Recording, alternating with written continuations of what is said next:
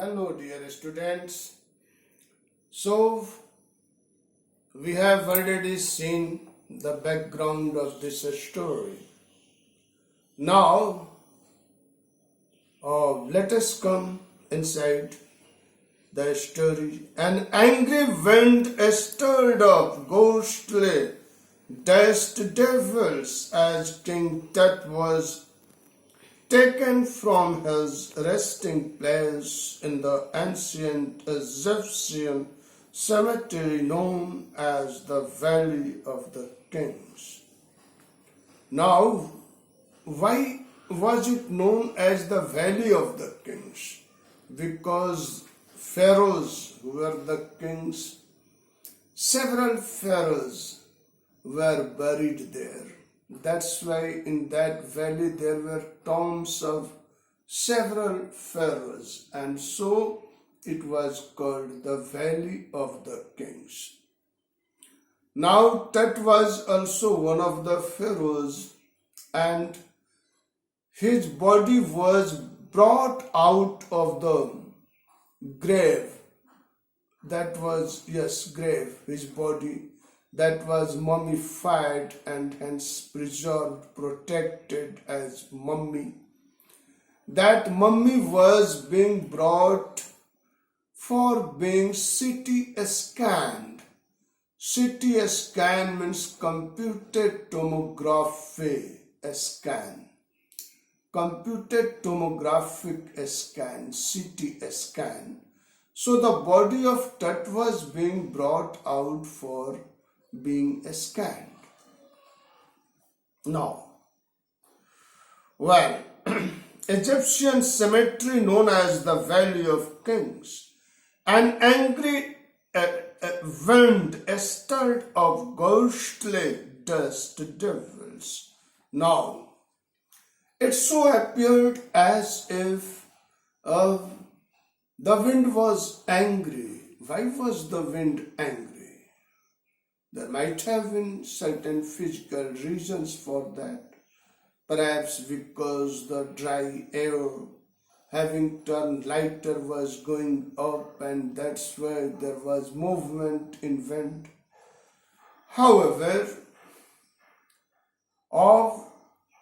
it suggests that perhaps our wind was unhappy as the dead body of that pharaoh was being disturbed, because there was a curse that whoever will disturb that pharaoh's dead body, who will stir it, who will disturb him, they would either die or will fall into misfortune.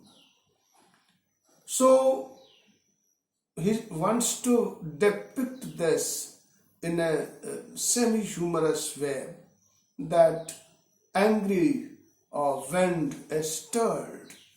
What was stirred?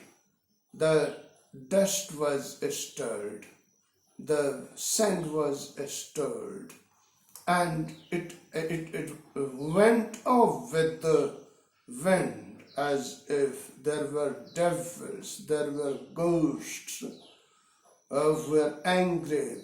Alright, were being seen, were present there. Nothing such was there, but the wind was there, and the dust plumes, dust heap was being raised. An angry wind stirred up ghostly dust devils as King Tut was taken from his resting place in the ancient Egyptian cemetery known as the Valley of the Kings. Dark-bellied clouds had slipped across the desert sky all day, and now were veiling the stars in cascade grey. It was 6 p.m., 6 in the evening on 5 January 2005.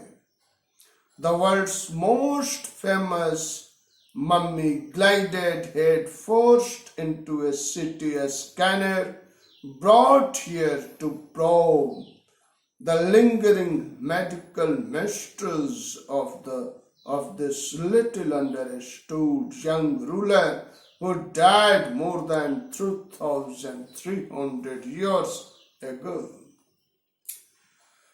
Now it was a desert. It is a desert, that part of Egypt where pyramids have been raised or pyramids exist.